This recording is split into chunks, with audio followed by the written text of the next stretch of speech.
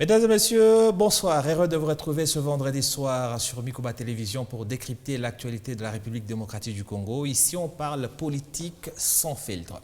Cette semaine, la République démocratique du Congo a vécu au rythme de l'attente de l'annonce du dialogue entre politique et rebelles. On ne sait toujours pas quand est-ce que ce dialogue sera annoncé et surtout s'il est confirmé. On y reviendra en détail avec mon invité ce soir. On parlera aussi de cette guerre à l'Est qui continue, guerre qui a vu le recul du M23 qui a quitté Uvira. On a remarqué la joie des populations locales avec l'entrée sur terrain des FRDC et de nos alliés de Ouazalendo. On en parlera aussi en détail. Est-ce qu'il faut faire confiance à Donald Trump, que l'on voit très agité sur la scène internationale? Donald Trump, partenaire privilégié du régime Tshisekedi. En province du Lualaba, on reviendra sur la réhabilitation de bourgmestre de Fungurumé et de l'administrateur du territoire de Muchacha. Ces deux chefs d'entités décentralisées, tous issus de l'UDPS, ont-ils déjà commencé à travailler? Est-ce le retour en force de l'UDPS? On en parle. On parlera aussi un peu en détail du SMIG signé depuis mi-2025, devrait entrer en vigueur à la fin de ce mois de janvier. Qu'est-ce qui bloque? Les entreprises ne semblent pas être prêtes à appliquer ce nouveau barème salarial en République démocratique du Congo. Et puis, si on a le temps, on reviendra sur les avantages de la chute du dollar en République démocratique du Congo. À qui ça profite? La population est-elle heureuse? Est-ce le peuple d'abord qui nous avait promis l'UDPS? Ça tombe bien parce que ce soir, je reçois sur ce plateau un cadre de l'UDPS, M. Pierre Chamala. Bonne arrivée. Oh, merci, bonjour M. Alain. Très heureux vraiment de vous retrouver, surtout dans ces installations de Mikuba Télévision. Ce beau cadre. Nous sommes aussi heureux de vous recevoir. Ma première question, c'est celle de savoir, est-ce qu'on aurait raison de poursuivre Félix Tshisekedi pour haute trahison? Pour quelle infraction? Pour quelle infraction? Nous avons deux grandes villes de la République prises entre les mains des rebelles depuis plus d'1 an maintenant. La Constitution reconnaît au président de la République le droit de déclarer l'état de guerre. Or, jusqu'à aujourd'hui, on n'est toujours pas en état de guerre, malgré le fait que ces assaillants occupent deux grandes villes de la République et massacrent nos populations. Donc je reviens à ma question.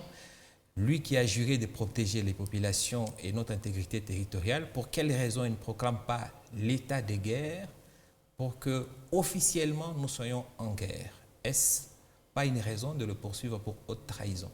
Je ne pense pas que le chef de l'État, Félix-Antoine Tshisekedi, peut être poursuivi pour haute trahison par le fait de n'avoir pas déclaré officiellement ou formellement la guerre entre la République démocratique du Congo et le Rwanda. Mais dans le fait, nous les vivons du jour au jour. Vous avez vu tout ce qui se passe à travers le pays, dialogue ou négociation avec le Rwanda ou aussi les supplétifs d'M23. Et tous ces éléments prouvent que nous sommes pratiquement en guerre. Et vous n'allez pas attendre que cela soit déclaré officiellement. Mais ce qui est important aujourd'hui, notre pays, tout le monde est conscient que nous sommes en guerre contre le Rwanda et nous sommes victimes d'une agression de la part du Rwanda. Et plusieurs rapports les démontrent, notamment les rapports des Nations Unies. Les experts des Nations Unies ont relié la présence du Rwanda sur le sol congolais et toutes les actions que cette armée mène. Donc je pense que le plus important actuellement, c'est de comprendre que le pays est agressé, tout le monde est d'accord, et comment trouver des solutions pour qu'on mette hors état de nuit l'armée rwandaise qui malheureusement occupe certains espaces de notre territoire national. Et faire une déclaration de guerre, engager officiellement le pays en état de guerre n'est pas qu'une simple formalité. C'est un état dans lequel le pays va se mettre qui fait changer officiellement et légalement notre fonctionnement, notamment parce que si le président déclare officiellement la guerre avec l'autorisation de 2 chambres du Parlement, automatiquement, tous les efforts financiers vont être envoyés vers l'effort de guerre. La justice va être concentrée sur la justice militaire.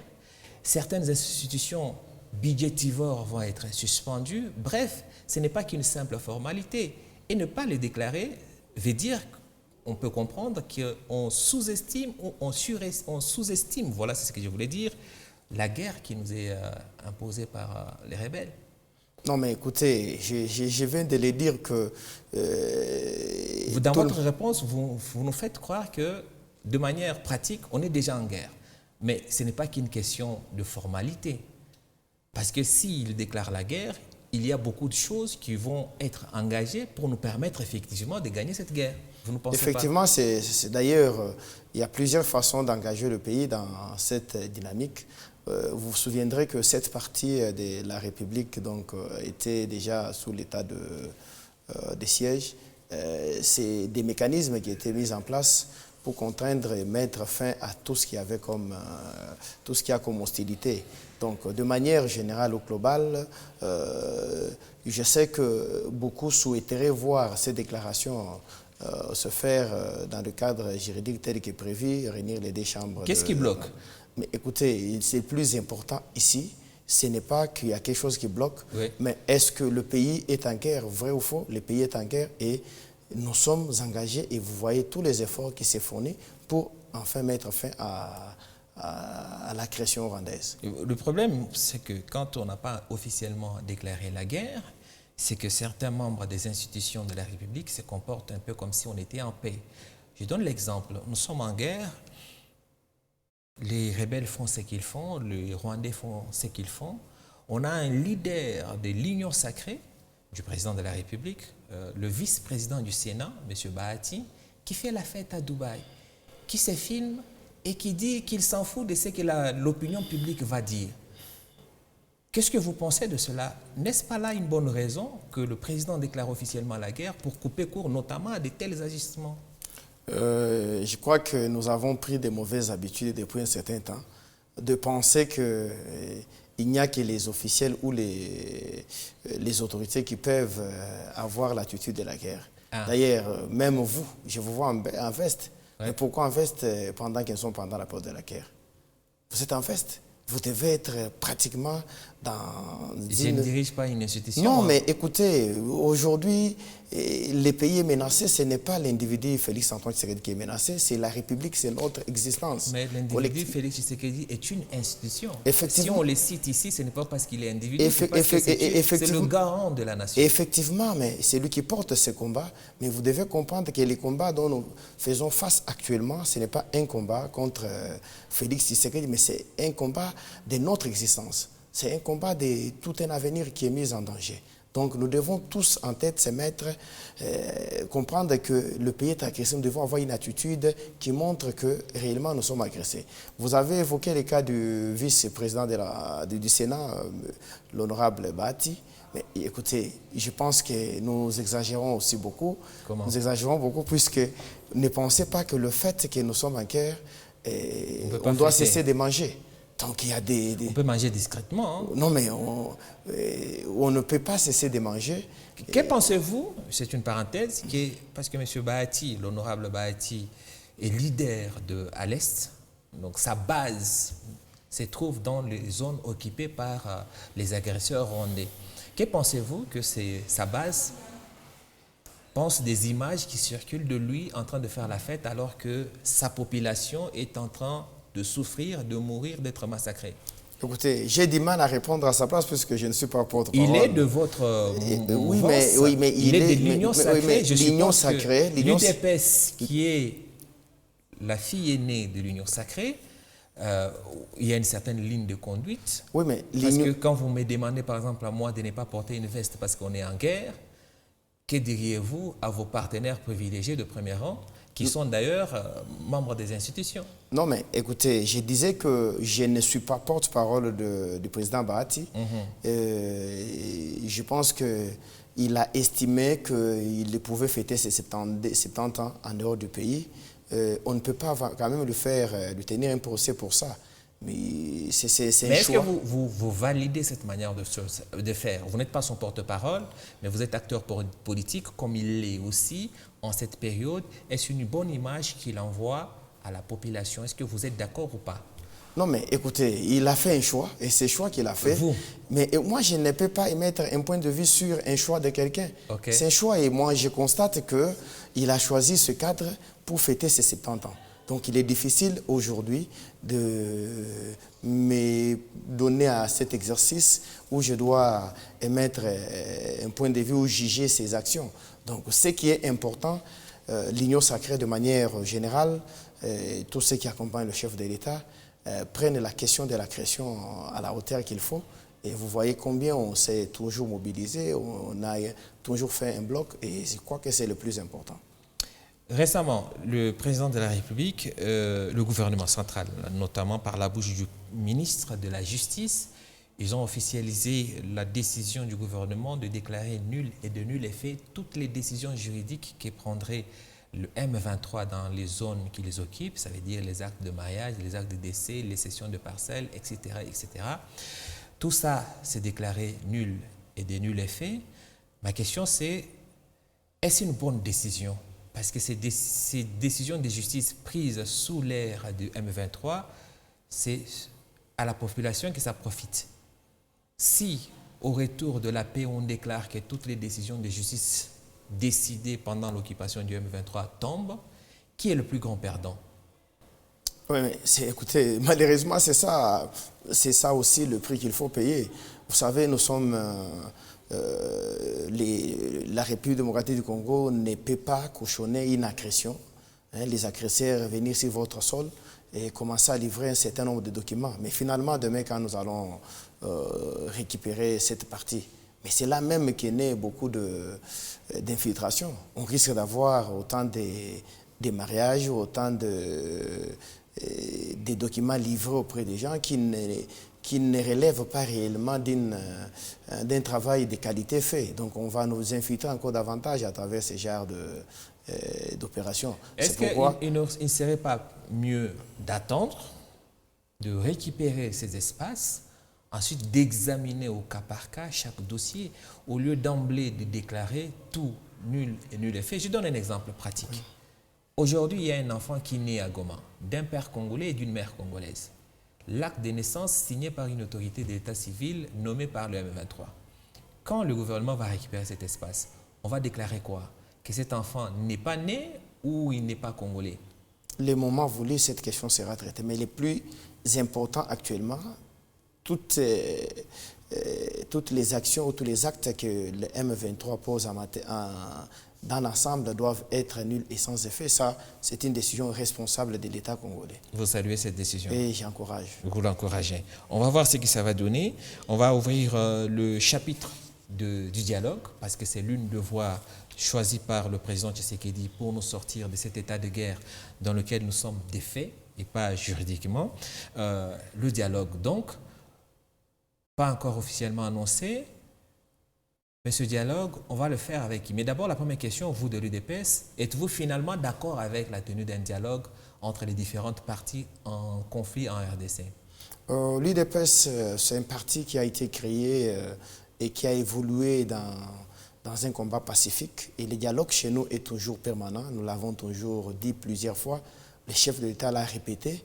Que nous faisons chaque fois les dialogues. Et les dialogues, je ne sais pas comment on les définit ici chez nous, puisque ce que nous faisons, vous et moi, ici, c'est un dialogue. Oui. Ce qui se passe à l'Assemblée nationale, c'est les dialogues. Ce qui s'est passé à Doha ou à Washington, c'est les dialogues.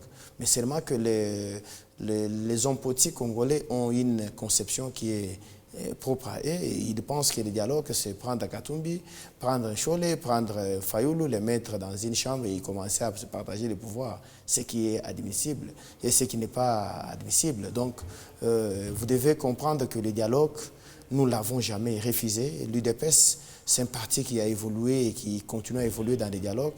Et le chef de l'État n'a ni changé, et il est resté le même dans sa prise de position.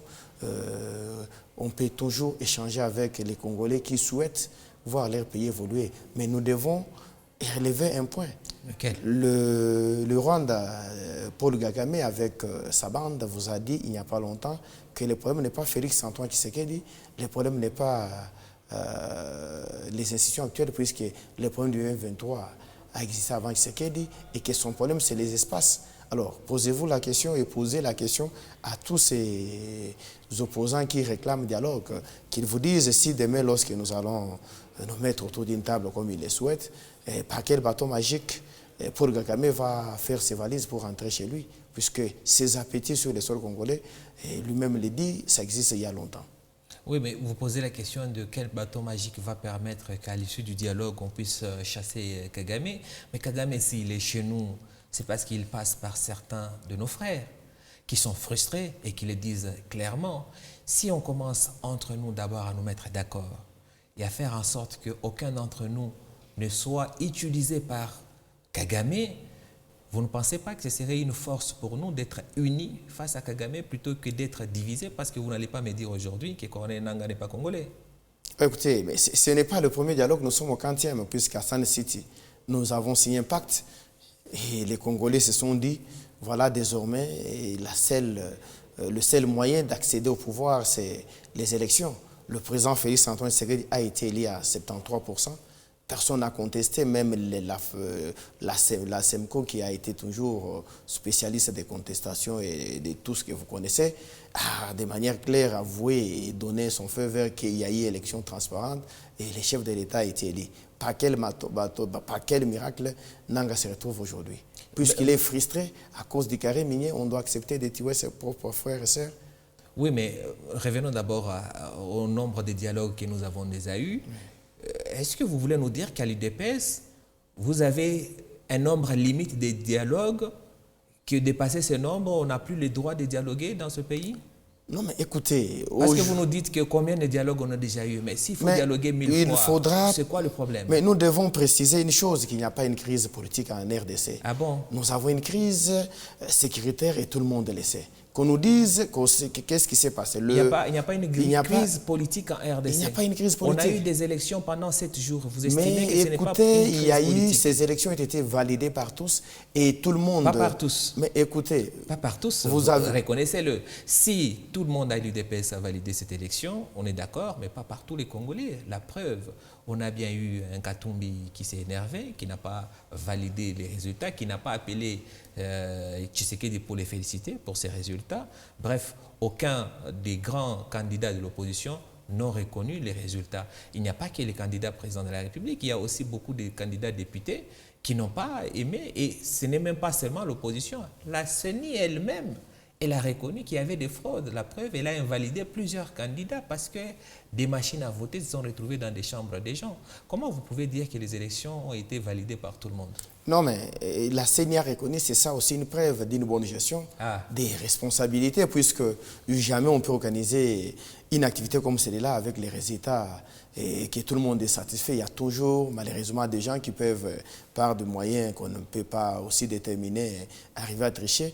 Mais nous ne sommes pas le premier pays à travers le monde. Même les vieilles démocraties, comme les États-Unis... Nous sommes quand même le premier pays à organiser des élections pendant 7 jours, alors qu'aucun texte ne les dit. Non, mais écoutez, je n'ai pas qu'aucun texte ne les dit, mais aucun texte ne dit aussi qu'en 2018, on pouvait demander à Ben de ne pas voter. Donc, ce sont des choses où nous nous retrouvons devant un fait accompli et qu'on doit adapter cette réalité. Vous ne pouvez pas aujourd'hui vous dire que tout ce que nous faisons, nous devons réellement... Il y a des réalités que nous rencontrons sur le terrain. Mais est-ce que ce qui a été fait a entaché les résultats? On dit non. Puisque tout le monde... écoutez, vous avez cité M. Moïse Katumbi. Mais c'est pour la première fois de son histoire, il les retiendra qu'il a participé à une élection démocratique et transparente. C'est grâce à Félix Antoine Tshisekedi. Il y a quelques temps, nous l'avons vu sillonner autour des pays frontaliers et on lui avait empêché. C'est ça même, c'est ce qu'on devrait condamner. Mais ici, il a compétit, il a échoué et malheureusement, il n'a pas la culture démocratique de reconnaître la défaite, ce que nous regrettons. Mais ce qui est vrai, il ne pouvait pas, dans les contextes où nous on s'est retrouvés, gagner une élection. Donc, on a trouvé qu'il n'avait pas ni discours à tenir, ni mobilisation, ni message à donner à la population. Vous confirmez donc qu'il n'y a pas de crise politique? Il n'y a pas de crise politique, nous avons une crise sécuritaire. Une crise sécuritaire. Et dont nous faisons face à une agression rwandaise. On a compris. Maintenant, vous avez commencé par nous dire que vous étiez d'accord pour le dialogue. Et à comprendre votre argument, vous n'êtes pas vraiment d'accord avec le dialogue. Vous allez dialoguer avec qui?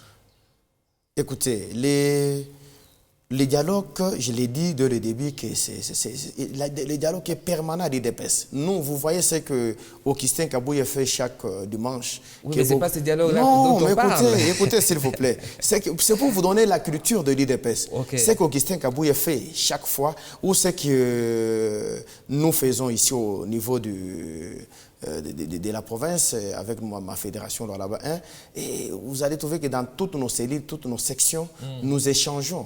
C'est-à-dire que la vie du dialogue à l'IDPS, c'est une vie normale. Il n'y a pas de nouveau. Il n'y a que ceux-là qui sont habitués. Soyons concrets. Le dialogue qui est proposé ici, par notamment la SENCO et le CC, vous y adhérez ou pas?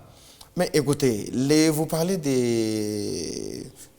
de quoi encore? La SENCO. La SENCO et les CC. Ouais. Mais vous les avez vus à travers le monde faire les tours. Nous les avons vus à Goma. Vous avez vu Fulgence Mouteba, très souriant, content des accolades avec Nanga. Et il nous a dit lors de son homélie où il a sur 100%, 95 selon ce que j'ai moi calculé, a été dédié ou consacré à la politique. Je crains fort que ceux qui disent qu'ils sont c'est des politiques qui se cachent derrière l'ère sultane ont pratiquement raison. Mais quand vous voyez ceux qui veulent faciliter, d'abord entre les églises, si vous prenez, ils sont qu'à deux, les CC et la SEMCO, prenez, il y a des églises de réveil, il y a d'autres confessions. Mais pourquoi ils n'arrivent pas à faire un dialogue pour être ensemble? C'est là qu'on devrait d'abord voir, puisque ce qui les divise, c'est quoi? Vous trouvez qu'ils ont tous la même Bible. Donc, Écoutez. attendez, soyons clairs. Les églises, les évêques se sacrifient, circulent, sillonnent le monde pour trouver un moyen de mettre tous les politiciens autour d'une table. Et vous nous dites ce soir qu'avant qu'ils vous mettent autour d'une table, qu'ils commencent d'abord entre confessions religieuses, dialoguer et parler d'une même voix en tant que chrétiens. Mais comment pouvez-vous imaginer que des gens qui partagent la même Bible peuvent se jeter des pots de bananes tels que nous les vivons? Mais c'est assuré. Si les politiques qui sont difficiles à gérer sont en mesure de se mettre ensemble. Mais comment les gens qui parlent de Dieu? À moins que chacun ait son Dieu. Mais si c'est pour le même Dieu que tous œuvrent, ils pouvaient d'abord commencer par se mettre ensemble. Mais est-ce que vous savez que l'Église catholique, l'Église protestante et les églises de réveil, sur recommandation du chef de l'État, ils ont dû unifier leur processus du dialogue pour travailler ensemble? Vous êtes au courant? Je suis au courant qu'il y a une feuille de route. Pourquoi est-ce que vous dites qu'ils sont séparés? Sur ce point de vue-là... S'il vous plaît, je dois vous préciser une chose. Je dis ici que ceux qui sont censés unir les politiciens, c'est un point de vue. Et qui sont censés unir les politiciens. Nous vivons dans nos sociétés ici, nous vivons tout ce qui se passe. Mais est-ce que ces gens sont unis? Est-ce qu'on peut espérer aujourd'hui, demain, un dialogue? Vous avez suivi dernièrement l'évêque ou Monseigneur Mouteba vous dire que l'État congolais a signé, a vendu les minerais pour 99 ans. Mais est-ce que vous pensez que ce climat-là, c'est un climat qui prépare un dialogue? Non. Vous l'avez suivi lui-même vous dire que lorsqu'il s'est rendu à Doha, il a vu dans les yeux de prince de Doha les minerais. Il est respiré, il doit demander, mais les minerais où? Mais c'est son opinion. Oui, mais c'est son opinion, mais nous aussi en tant que peuple, nous qui les suivons, nous pouvons aussi lui poser la question. Ce n'est pas votre canal, bien sûr. Lorsqu'il a rencontré Paul Kagame, lorsqu'il a rencontré Nanga, plus de 10 000 morts, qu'est-ce qu'il a vu dans les yeux? Vous allez comprendre que nous sommes dans une histoire qui n'est pas claire. Vous trouvez donc que les évêques ne sont plus crédibles pour diriger le dialogue? Personnellement, ça n'engage pas l'UDPS. Je ne suis pas porte-parole du gouvernement, mais en tant que Congolais, je trouve qu'ils ne sont pas mieux placés pour ça.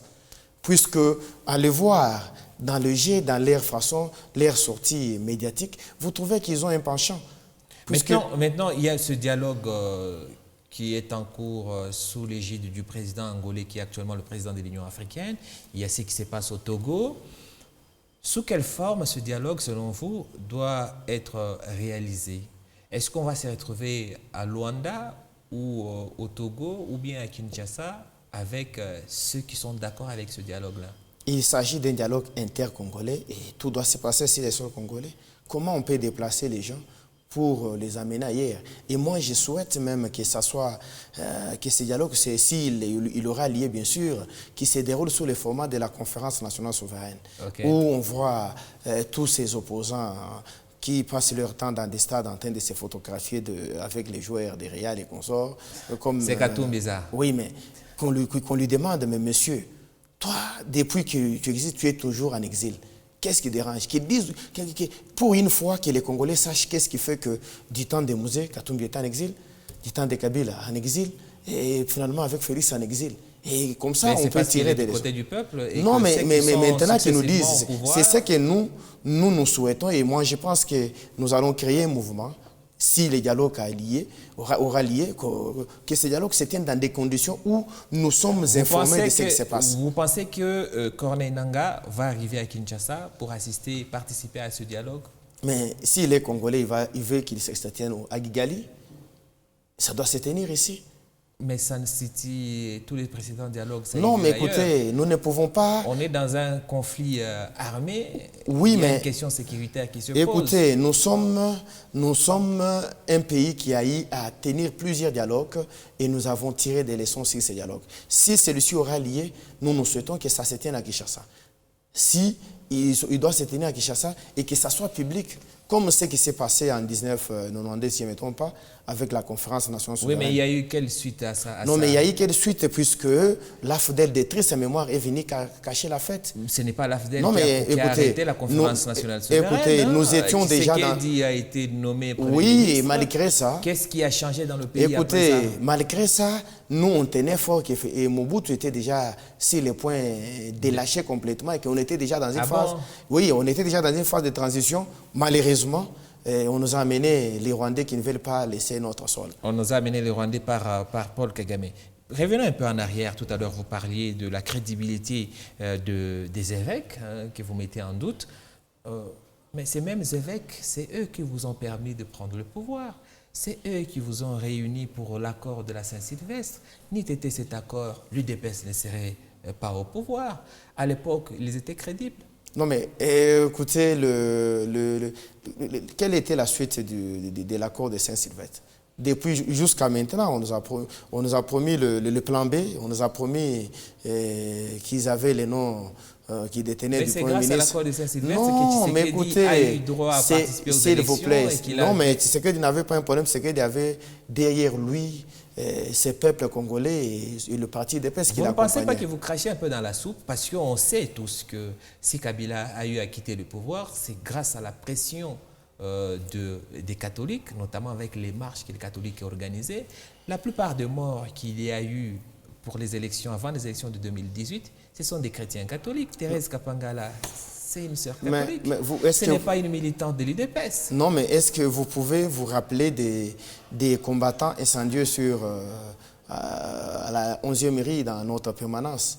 Donc, les catholiques, nous, IDPS, nous avons payé les lourds tribus, nous nous sommes battus. Mais reconnaissez qu'eux aussi ont participé. Non, mais écoutez, ils ont participé, nous ne disons pas non. Mais vous devez vous mettre en tête que l'UDPS se battit. La preuve, lorsque nous nous sommes désolidarisés de l'Église catholique, il y a eu combien de marches qu'ils ont réussi?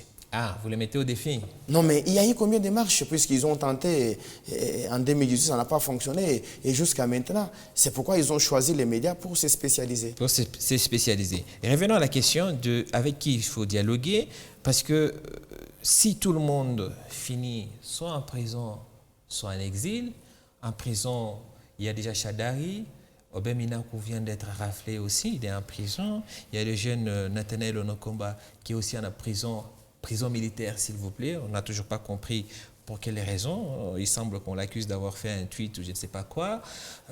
Seth Kikouni en exil. Katumbi en exil. Kabila en exil. Vous allez finalement dialoguer avec qui à Kinshasa? Finalement, la liste est longue. Je commence par l'ancien président Joseph Kabila. Mais écoutez, nous avons suivi son parti politique des tristes mémoires et nous avons suivi sa charmante épouse, Madame Olive, nous dire que mon mari est allé étudier. Et je ne sais pas si vous êtes le média, si vous avez les images de la célébration des fins d'études de Joseph Kabila. Mais malheureusement, nous l'avons quand même les images où il passe son temps à Rumagabo pour renforcer la capacité des militaires rwandais qui sont là pour massacrer et tuer les Congolais sur leur propre sol. Kabila forme les militaires rwandais. Mais il est là, vous l'avez vu, il est sécurisé par l'armée rwandaise. Il forme les militaires mais rwandais. il est là, il passe dans ce camp pour faire quoi?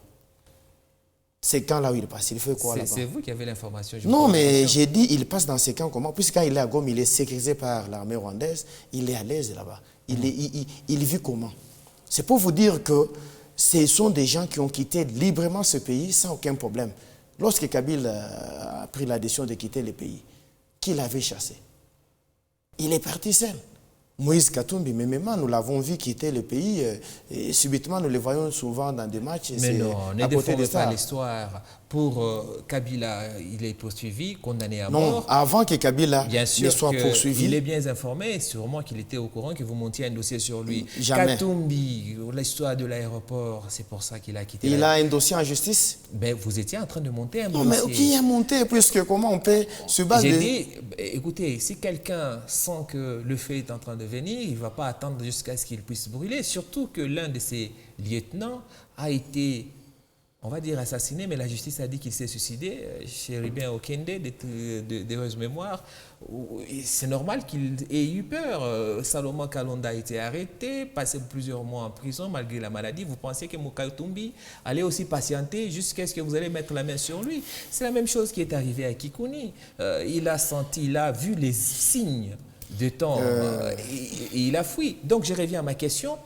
Si certains vous les avez jetés en prison et les autres, vous les avez forcés à aller en exil, votre dialogue là de Kinshasa, vous allez le tenir avec qui? Non, mais je ne peux pas avaler ce que vous venez de dire puisque j'ai donné cas par cas de tous ceux-là que vous présentez comme les uns en prison, les autres en exil. Et je vous ai dit que Katumbi est parti et pour ses affaires privées, et personne, à moins que vous me prouvez le contraire, il n'y a pas une action en justice contre Katumbi.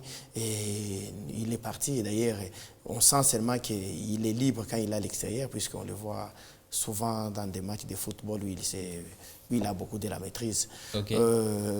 Kabila était parti pour les études. Les Congolais attendent encore les résultats des études qu'il était parti là où il étudiait, puisqu'on voyait que des photos, pas des vidéos. Okay. Cette qui connaît, écoutez, ces jeunes hommes-là, qu'ils cessent de l'aventure. On ne peut pas passer son temps à faire des aventures comme ça, et ça, ce n'est pas sérieux. Ah bon? J'ai vu un document là où il dit qu'il est sorti, je ne sais pas quoi, et ça s'est limité qu'il là-bas. Qu'est-ce que ces jeunes hommes-là pèsent à la République? Est-ce qu'ils les représentent quoi? Qui s'occupe de sa maison de couture, qui s'occupe de ceux qui tentaient à faire des incantations qui ne donnent aucun résultat. Est-ce qu'aujourd'hui, cette Kikouni pèse ou fait peur à la République? Non. Mais Nathanaël Onokomba, est-ce qu'il fait peur à la République pour être en prison militaire? Nathanaël doit être sanctionné et moi, j'ai saisi de l'occasion pour féliciter les services de sécurité qui font un travail de qualité. Ces jeunes hommes s'est donné le luxe de commencer à déranger les autres jeunes en les instrumentalisant, en les manipulant avec des fausses informations. Ce qui n'est pas bien, nous devons faire très attention. Est-ce que ce qui se passe chez nous ici, ça se passe au Rwanda? Il n'y a pas de jeunes au Rwanda? Est-ce qu'au Rwanda, il n'y a pas des évêques? Mais il n'y a qu'au Congo où les gens se réveillent le matin. C'est le Rwanda l'exemple maintenant? Non, ce n'est pas l'exemple. C'est pourquoi vous le citez? Non, écoutez, je cite pourquoi. Puisque... Citez la France, citez l'Afrique du Sud, même la France. Citez la Tanzanie, oui, mais écoutez, les États-Unis. Vous avez raison, je peux dire. Vous voyez ce qui se passe aux États-Unis? Vous avez vu les évêques s'opposer à ce que Trump souhaite prendre cette... Oui.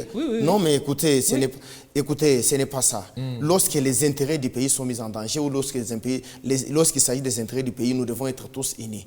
Ici, ce jeune homme que vous venez de citer, Nathanaël, se permet de tweeter, de cracher sur les morts. Il vous dit, non, écoutez, il n'y a jamais eu ni viol, ni tuerie, ni quoi. J'ai vu certaines langues nous dire, non, écoutez, c'était de l'ironie. Non, mais on ne peut pas faire de l'ironie sur des vies humaines. Monsieur Pierre, sur le cas Tiamala, et plutôt sur le cas Onokomba, sincèrement, le tweet que vous citez, il fait référence à l'accord signé entre le Rwanda et la RDC devant les États-Unis. Et le point qu'il soulève, ce n'est même pas de l'ironie.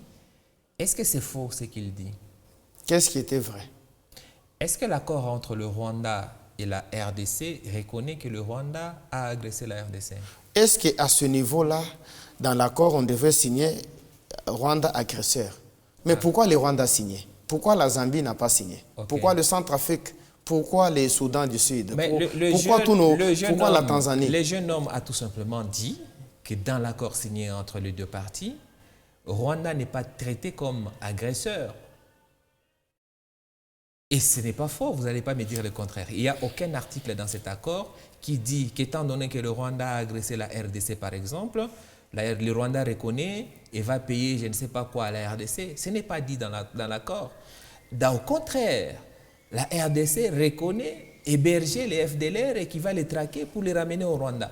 Non mais écoutez... C'est dans l'accord ou pas? Écoutez, évitez d'exagérer. Aidez-nous alors.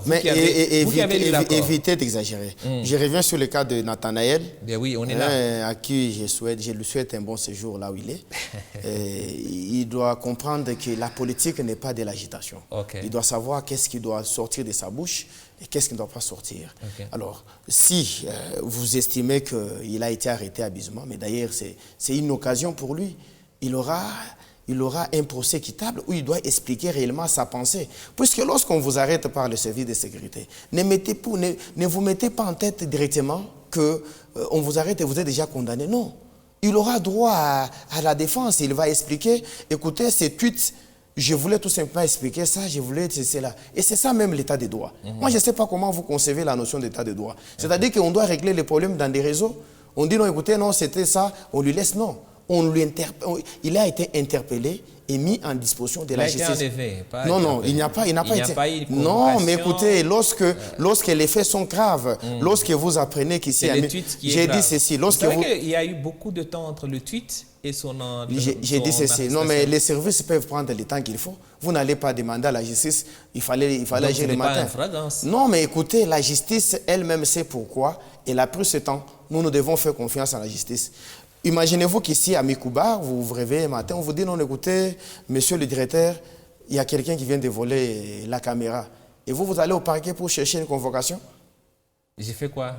Mais la première des choses, écoutez, c'est neutraliser les messieurs. Attention avec les termes neutralisés. Écoutez, moi je ne parle pas de neutraliser selon l'armée. Je n'ai pas de neutraliser. Parce qu'on nous écoute. Oui. Voilà. Ce n'est pas neutraliser selon l'armée. C'est-à-dire que la première des choses, pour celui qui vient voler, si la police est à côté ici, on n'attendra pas à mettre en place une procédure. Donc, le cas de Nathanaël, vu les faits, vous savez que nous avons une jeunesse, nous avons un pays agressé, que nous devons avoir un discours qui va dans le sens du patriotisme. Je le vois avec une longue chevelure. Ça me fait penser à certains de nos héros.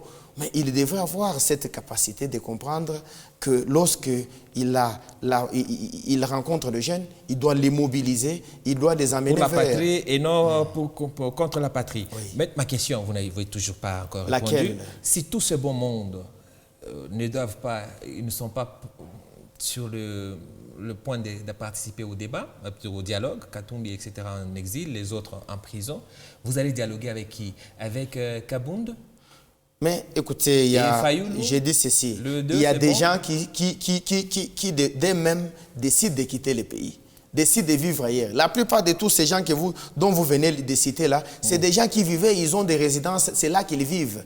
Ils vivent généralement là-bas. Et ils sont là à l'aise et ils créent un peu des histoires pour vous pensez que même dans une configuration normale, vous voyez M. Katumbi dans une salle en train de faire un dialogue. Vous ne verrez pas de délégués?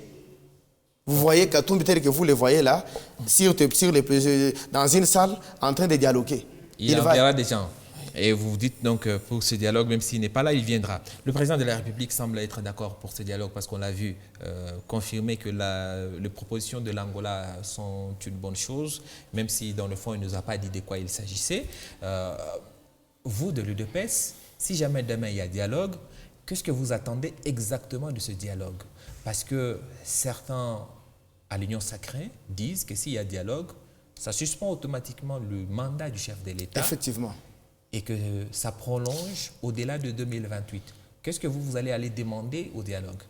Mais le dialogue sera le bienvenu puisque c'est à travers ce dialogue que l'UDPS mettra toutes ses cartes ou tout ce que nous avons connu comme je ne sais pas, nous sommes victimes de beaucoup de choses. Vous savez, le président accède au pouvoir en 2018-2019 et que 2 ans plus tard, nous avons cette fameuse épidémie de Covid-19 et dans la foulée, c'est les FCC de triste mémoire qui a créé tout ce que vous connaissez là. Et vous voyez comment ça s'est passé. Les FCC dont les membres font partie de l'Union sacrée quand même. Mais écoutez, jusqu'à aujourd'hui.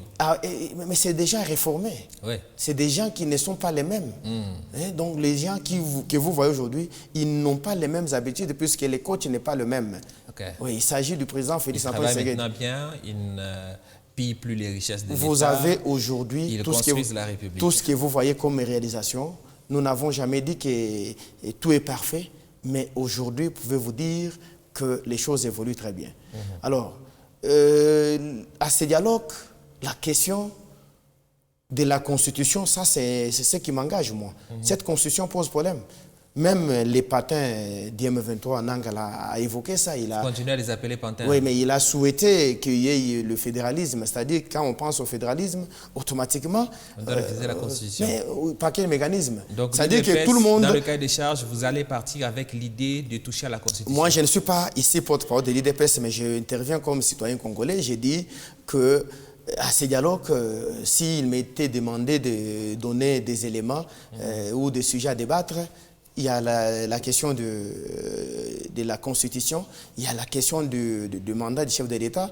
Comme vous le constatez vous-même, aujourd'hui, les pays, ils se battent comme...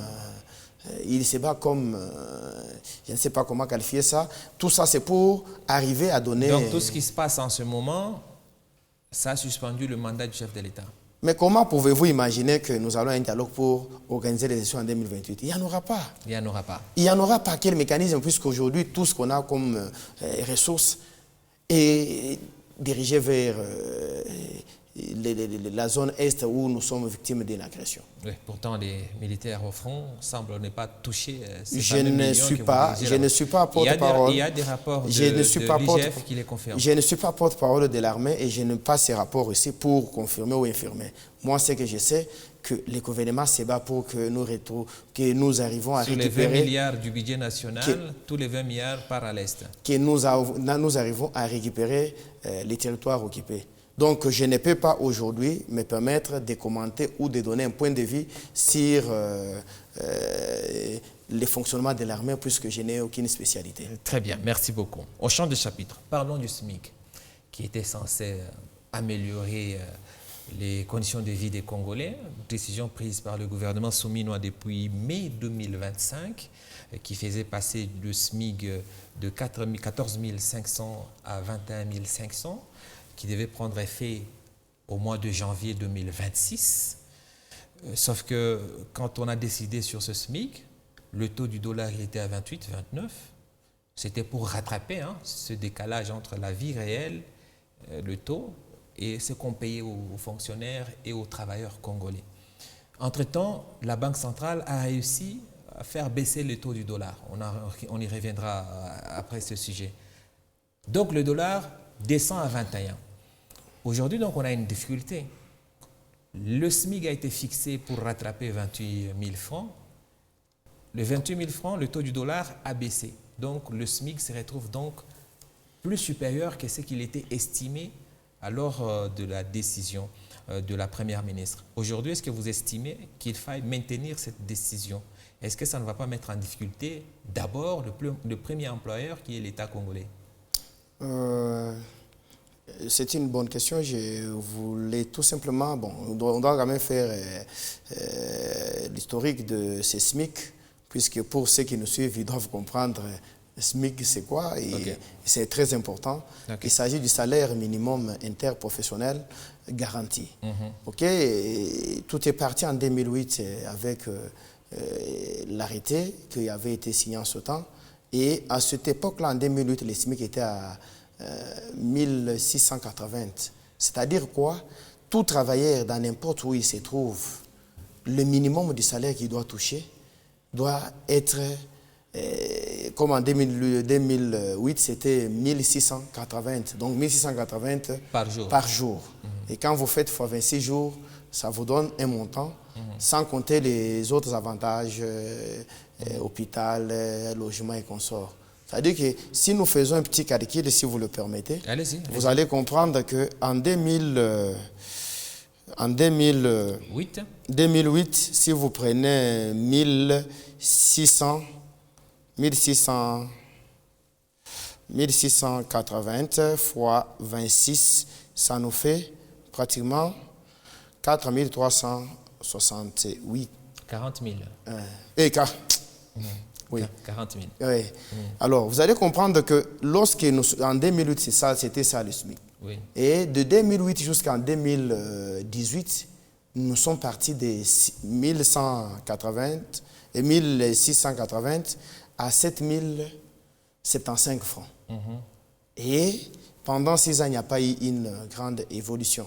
Et à partir de 2018 jusqu'en 2025, nous sommes partis de 7775 à 14 500.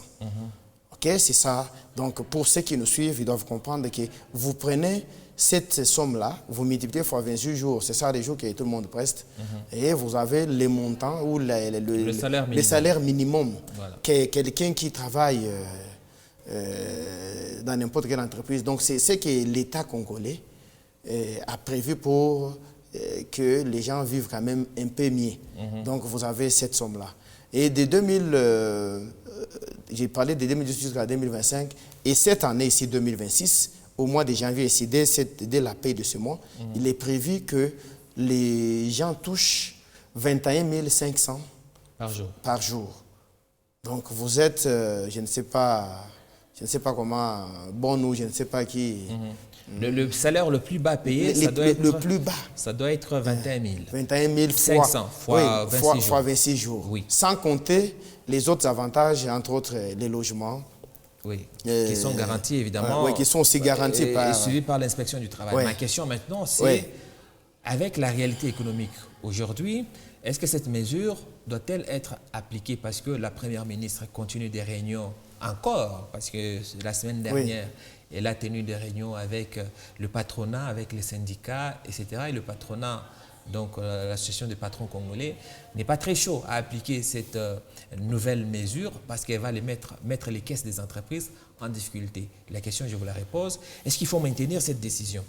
Oui, mais il faut la maintenir puisque nous devons aussi nous référer aux pays voisins ou les autres pays. Quand vous regardez chez eux, vous allez comprendre que ces entreprises ne peuvent pas se soustraire de ces réalités-là. C'est des entreprises qui produisent. Et lorsque l'État prend ce genre de décisions, c'est dans les cadres, puisqu'ici vous avez évoqué les peuples d'abord, mais les peuples d'abord c'est tout ça. Puisque les peuples d'abord ne pensaient pas que c'est seulement aller manger, avoir baissé de la farine, non. Les peuples d'abord c'était un ensemble. Lorsque ici on valorise les pouvoirs d'achat de celui-là qui travaille dans une entreprise X, et ça aura des répercussions dans la vie quotidienne dans l'ensemble. Donc, vous devez comprendre qu'ici, la détermination de la Première ministre est que cela soit appliqué. J'ai suivi ici, vous avez parlé que ça a été fait pour se conformer à la réalité du taux. Non, mais ça n'a pas été fait nécessairement pour la réalité du taux, puisque... Ah si, c'est par rapport à la réalité de la vie. Oui, mais pas nécessairement. Oui. Si vous regardez, nous sommes partis de 1680 francs. Oui, à l'époque, le taux était à combien? Oui, mais posez-vous la question, en 2008, prenez 1680. 1680, oui. C'était ça ce qu'un Congolais pouvait toucher par jour. Mais le taux du dollar était à combien? C'est ça la bonne référence. Oui, c'est ça, je ne refuse pas. Mais actuellement, quand vous prenez aussi, c'est depuis 2018 jusqu'à 2025, vous allez comprendre qu'on a pratiquement doublé. Mais quand vous prenez l'histoire du SMIC, vous allez comprendre que ça a été fait graduellement. Oui. Mais avec l'arrivée du président Félix Antoine Tshisekedi et la volonté politique, on a doublé à partir de 2018 jusqu'à 2025. Et cette année, dès la paie de ce mois, bien sûr... Est-ce que déjà les fonctionnaires, les agents de l'État, parce qu'il n'y a pas que les fonctionnaires payés par l'État, les agents de l'État, déjà ce mois de janvier, vont être payés avec le nouveau SMIC? Là est toute la question, parce que l'État doit servir d'exemple pour les autres patrons. Oui, puisque la Première ministre l'a dit, que les processus étaient irréversibles et qu'à ce niveau, on ne peut pas faire un pas en arrière. C'est-à-dire que... Vous confirmez cela, donc tout ce qui regarde... C'est un souhait, puisque autour des... Où est-ce que vous citez la Première ministre? Oui, mais autour de la Première ministre, nous avons vu celui du portefeuille, le ministre du portefeuille, celui des billets, et tous ceux qui composent... Si le ministre des Finances a eu du mal à payer les gens en décembre, avec l'ancien SMIC, est-ce que vous pensez qu'aujourd'hui, parce que si on applique le nouveau SMIC, on va donc doubler les salaires des agents de l'État. On quitte 14 000 par jour vers 21 000. Ça veut dire que c'est facilement le double qu'ils doivent toucher. Est-ce que l'État, dans l'état actuel, avec la guerre, etc., on est à mesure de doubler la paye des agents de l'État? Nous devons faire confiance à ceux qui nous dirigent, puisque cette question a été sérieusement traitée, débattue, et vous avez vu combien de fois la Première ministre multiplie des réunions autour de cette question, puisque ce sont les entreprises ou les employés qui essaient un peu de... Mais vu qu'on est déjà au mois de janvier et que lui, elle continue les discussions, supposons que même si elle trouve un accord, mais le mois de janvier, c'est la dernière semaine qui commence. Est-ce que les services de l'État, le budget, aura le temps de calculer les nouveaux salaires avec le nouveau barème? Non, mais c'est ça que j'ai dit, que nous devons faire confiance à tous ces services techniques, puisque il n'y a que eux qui peuvent nous dire si ça va aller ou pas, mais attendons, il y a encore du temps pour qu'on arrive à la paye. Vous et moi, on reviendra pour évaluer cela. Mais à ce stade ici, nous devons quand même leur faire confiance. Restons sur les finances. On change de sujet, parlons de la chute du dollar. Depuis septembre de l'année dernière, l'UDPS a fêté la chute du dollar. On vous a vu, c'était en tout cas parmi les partis qui sont satisfaits plutôt de cette chute du dollar. La question c'est, à qui ça profite cette chute du dollar? Est-ce que la population se retrouve? Parce que c'est bien beau de faire chuter les dollars, mais est-ce que les prix des denrées sur le marché suivre cette chute du dollar? Devons d'abord commencer par corriger ce que j'ai entendu. L'UDPS n'a pas fêté, c'est le peuple congolais. Ah, ok. Donc vous devez toujours... Je crois que vous aimez beaucoup plus mélanger. L'UDPS, c'est... Mais c'est parce que j'ai l'UDPS sur le plateau. Oui, effectivement, mais c'est le peuple congolais dans l'ensemble. Ok. Et vous allez voir que ceux-là qui n'ont pas fêté, c'est ceux-là qui tiraient des ficelles lorsque l'été du dollar était assez... Je pensais que vous allez dire que ce sont des Rwandais. Mais écoutez, les Rwandais, ce n'est pas seulement par la nationalité, mais la mentalité peut être... Vous pouvez avoir une mentalité rwandaise, parce que les Rwandais, c'est l'incarnation du mal. Les Rwandais, c'est l'incarnation du mal. Donc on peut, si demain, par malheur, j'ai dit, monsieur Alain, vous êtes Rwandais, ne pensez pas que vous êtes Rwandais, parce que souvent, les gens ont des confusions. Les gens disent que quand on dit non, tel est Rwandais, automatiquement, ça veut dire qu'il est des nationalités rwandaises. Non, mais la mentalité que vous avez, la prédation, les comportements de ne pas voir son semblable vivre en paix. Okay. C'est ça être rwandais. D'accord. Donc, la chute du taux du dollar, vous dites que ça profite au peuple congolais. Pourtant, on a l'impression que ça appauvrit la population. Quand on voit les prix, malgré une petite baisse de certains articles, mais quand on fait les calculs, on se rend compte que ce sont les commerçants qui sont gagnants dans l'affaire et pas la population. Écoutez, je crois que je vous ai suivi dernièrement sur cette question. Effectivement, il y a baisse des taux des dollars et ça devait entraîner une baisse sensible de certains produits de première nécessité. Mais ça a pris du temps. Mais quand vous regardez dans l'ensemble, il y a eu quand même baisse. Vous-même venez de reconnaître, il y a eu baisse. Mais nous souhaitons. Non, il n'y a pas eu baisse. Non, il y a eu baisse puisque moi, Pierre, je vois... Donnez-nous un seul article qui a baissé. Je vois un bidon de 5 litres d'huile végétale qui revenait à 32 000 francs. Ça se vend à 23 000 francs. OK. Ça, c'est dans quel marché? Non, mais je ne peux pas faire la publicité des supermarchés ici. OK. Et il y a autant d'autres choses qui ont eu à connaître cette baisse. Et je donne aussi l'exemple de la farine que nous avons payée il y a quelques temps à 52 000 francs, 53, qui revient aujourd'hui à 37 000 francs. Ce sont des faits, ça nous vivons avec. 53 000 francs, 37. Le problème, c'est que vous ne donnez pas de références. Parce non, que, mais effectivement, au moins que vous me donnez, moi, là, l'autorisation de faire une pub pour une maison. Allez-y, donnez une... Non, mais je ne peux pas le faire puisque cette maison-là ne m'a pas payé. Le problème ici, c'est quoi, M. Pierre? c'est que le Congo ne produit pas ce que nous consommons. La majorité des biens et services que nous consommons viennent de l'extérieur. Et à l'extérieur, on n'utilise pas le franc congolais. Tu ne peux pas acheter quoi que ce soit en dehors de la République avec le franc congolais. Nos commerçants importent tout à l'extérieur, donc en dollars. Pour bien calculer leur marge de bénéfice, il faut convertir en dollars. Quand vous prenez leur prix d'achat en dollars et prix de vente en dollars, vous constatez que sur tous les produits, les marchandises ont plutôt augmenté. Alors que là où ils importent les biens, les prix n'ont pas bougé. D'où on vous dit, peut-être que d'apparence, les prix ont baissé en francs. Mais ces francs, quand vous les convertissez en dollars, les prix augmentent. Et c'est ça l'énorme difficulté. Vous êtes dans la zone du Katanga, la majorité, je dirais même 99% des entreprises au Katanga payent en dollars. Ce qui crée une difficulté. C'est bien facile pour les agents de l'État qui sont payés en francs. Mais ils représentent quel pourcentage? Tous les fonctionnaires, les agents de l'État sur l'étendue du territoire national ne sont pas plus de 2 millions. Or, nous sommes plus de 100 millions d'habitants. Comment est-ce qu'on peut fêter pour une telle nouvelle? C'est une question que je vous pose très rapidement, comme ça on passe à autre chose. Oui, mais vous avez évoqué les cas des commerçants. Moi, au-delà de la politique, je suis entrepreneur quelque part. Oui. Je sais que des fois, ça profite beaucoup aussi aux commerçants. Je vous donne un exemple, en citant un pays. Les taux ici est à 220. Et quand vous allez à Dar es Salaam, actuellement, ils sont à 245, presque 250 dans certains marchés. Ce qui fait qu'un commerçant qui paye ici... Les francs congolais, ça c'est... Non, les shillings, on a pratiquement, malgré les... C'est les dollars que vous allez convertir en oui, shillings. Mais maintenant, c'est les dollars. Mais écoutez, quand vous prenez leur monnaie et notre monnaie, au-delà des noms, mais c'est pratiquement, ils ont un billet de 10 000, de 5 000, de ça. Et quand quelqu'un qui change ici chez nous à 220, il va là-bas, il change en cette monnaie-là à 245, 250. Mais il ne connaîtra pas ça. Ce qu'il faut ici déplorer et condamner, c'est des fois les comportements des Congolais et de certains commerçants. Puisque vous avez changé ici à 220 et vous arrivez là où vous achetez, vous les faites à 245, 250. Comment vous allez aujourd'hui dire que vous travaillez en perte? Vous ne travaillerez pas en perte. Il ne travaille pas à perte. Aucun commerçant ne travaille à perte. Oui, c'est pour ça qu'il ne se plaigne pas. Oui, c'est seulement... Nous souffrons, a malheureusement fini. Nous souffrons de culture, donc de l'amour dans notre pays. Si les gens avaient de l'amour, il y a des choses aujourd'hui qui ne devraient pas